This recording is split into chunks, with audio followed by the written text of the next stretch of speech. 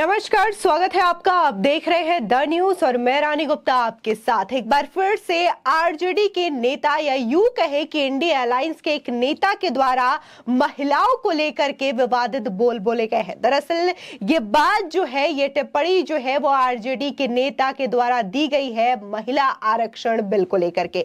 उनका कहना ये है कि क्या लिपस्टिक और बॉब कट वाली महिलाएं हमारा हक छीन लेंगी, हमारा हक मार लेंगी। अब इस बयान की तमाम लोग आलोचना कर रहे हैं। बीजेपी के तमाम नेता इस वक्त हमलावर नजर आ रहे हैं और उनका कहना यह है कि किस तरीके से महिलाओं को लेकर के ये शर्मनाक बयान दे रहे हैं।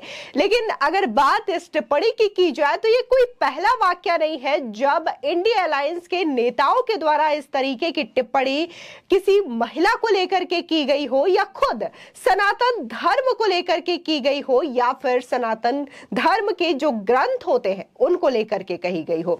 यानी कि दिन ब दिन इन नेताओं का हौसला इतना ज्यादा बढ़ता जा रहा है कि पहले ये सनातन धर्म को लेकर के टिप्पणी करते हैं, इसके बाद रामचरितमानस को लेकर के टिप्पणी करते हैं और अब महिलाओं पर ही टिप्पणी करने पर आमदा हो चुके हैं। लेकिन इन सब के बीच में नफरत की दुकान में मोहब्बत की दुकान खोलने वाले राहुल गांधी इस वक्त खामोश है। ना तो उन्होंने सनातन धर्म वाले विवाद पर कुछ बातें कही, ना ही कोई टिप्पणी की, और ना ही उन्होंने महिलाओं के लिए बोले गए इस अभद्र भाषा के लिए किसी भी तरीके का कोई स्टेटमेंट दिया है। वहीं अगर हम प्रियंका गांधी वाड्रा की बात करें, जो कि लगातार ये कहती है कि लड़की हूं, लड़ सकती हूं, लेकिन उनकी ओर से भी कोई स्टेटमेंट इस महिला आरक्षण वाले बयान को लेकर के नहीं दिया गया है।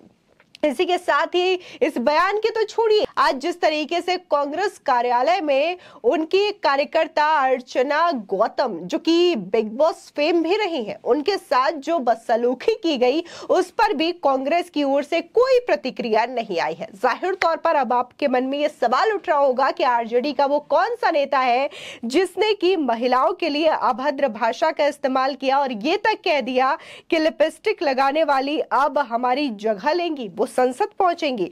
दरअसल आरजेडी के नेता है अब्दुल बारी सिद्दीकी, इन्होंने यह स्टेटमेंट दिया है जिसकी निंदा की जा रही है, या यूं कहे कि इस स्टेटमेंट के बाद से लगातार सियासी बवाल देखने को मिल रहा है। बीजेपी नेता इस वक्त हमलावर नजर आ रहे हैं। इस बीच बीजेपी सांसद रविशंकर प्रसाद निशाना साधते हुए कहते हैं कि उन्होंने भारत की महिलाओं, बहनों और बेटियों के खिलाफ जिस तरीके की भाषा का इस्तेमाल किया वो बेहद शर्मनाक, अपमानजनक और निंदनीय है। ये चौंकाने वाला है। ये कौन सी भाषा है? असली मंशा आखिर क्या है? जब आप सत्ता में थे तो क्या आपने लोकसभा और विधानसभा के लिए ओबीसी के सशक्तिकरण के लिए कोई प्रयास किया था?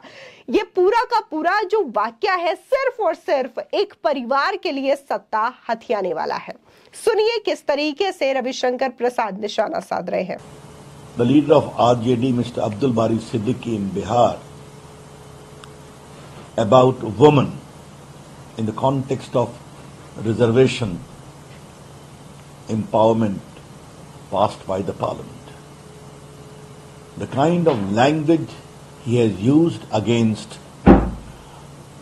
the women, sisters and daughters of India, it's shameful, it's disgraceful, is condemnable, is shocking. What is this language? And what is your real intention? For 10 years you were in power along with Manmohan Singh, RJD. Did you make any attempt for empowerment of the OBC for Lok Sabha and Vidhan Sabha? No.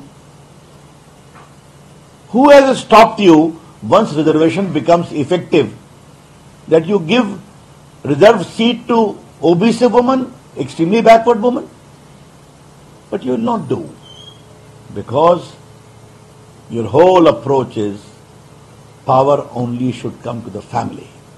वहीं दूसरी ओर BJP प्रवक्ता शहजाद पूनावाला ने भी सीधे तौर पर India alliance पर जमकर निशाना साधा। उन्होंने कहा कि यह सिर्फ आरजेडी का बयान नहीं है, ये बयान जो है वो पूरी के पूरे इंडिया अलायंस का विचार है। जब हम नेतृत्व में संवैधानिक गारंटी पारित कर रहे हैं, प्रधानमंत्री मोदी के महिला आरक्षण को लेकर के इस देश की 50% आबादी को विपक्षी गठबंधन द्वारा अपमानित किया जा रहा है। विपक्षी गठबंधन या कांग्रेस पार्टी के किसी भी नेता ने इस बयान की निंदा नहीं की है। इसका मतलब यह है कि वे इससे सहमत हैं।